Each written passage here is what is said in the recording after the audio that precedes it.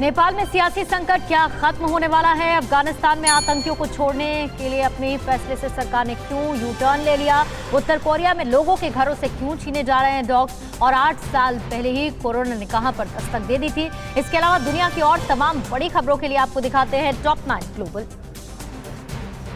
नेपाल में हफ्तों से चल रही सियासी खींचतान खत्म होने की कगार पर है। सोमवार को सत्ताधारी दल की बैठक में प्रधानमंत्री ओली और वरिष्ठ नेता पुष्प कमल दहल प्रचंड के बीच टकराव दूर करने के लिए 6 सदस्यीय टास्क फोर्स पर मुहर लगा दी गई। ऐसे में आने वाले दिन में नेपाली कैबिनेट में फेरबदल के साथ कुछ राज्यों के मुख्यमंत्रियों को भी बदला जा सकता है। एक नए दावे के मुताबिक चीन में कोरोना वायरस 2012 में ही आ गया था। इस दावे के मुताबिक चीन के यूनान प्रांत के खदान में 6 मजदूर निमोनिया जैसे वायरस से पीड़ित हुए थे, जो चमगादड़ का मल साफ कर रहे थे। इनमें से 3 की मौत हो गई थी। खास बात यह है कि इस मौत की जांच करने वुहान से आए वैज्ञानिक वायरस को रिसर्च के लिए वुहान की लैब में ले गए थे। अफगानिस्तान सरकार ने अपने फैसले से यू टर्न ले लिया है। सरकार के प्रवक्ता ने कहा कि अब वो उन 400 तालिबानी आतंकी को नहीं छोड़ेंगे, जिन्हें छोड़ने का फैसला वहां की महासभा लोया जिरगा ने लिया था। सरकार ने कहा कि ये आतंकी तब तक नहीं छोड़े जाएंगे जब तक आतंकी अपने पास कैद बाकी सैनिकों को नहीं छोड़ते।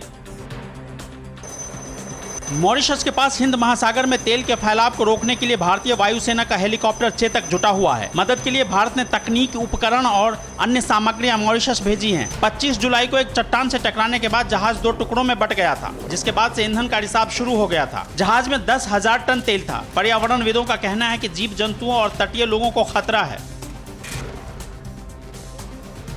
इजराइल के जेरूशलम में एक संदिग्ध ने पुलिसकर्मी को चाकू से गोद दिया। इस हमले में पुलिसकर्मी बुरी तरह से घायल हो गया। बाद में हमलावर को गोली मार दी गई। इसके बाद इजरायली पुलिस ने एक फिलिस्तीनी नागरिक को गोली मारकर उसकी हत्या कर दी। नॉर्थ कोरिया इन दिनों गंभीर भुखमरी की चपेट में है। ऐसे में वहां के तानाशाह का फरमान चौंकाने वाला है।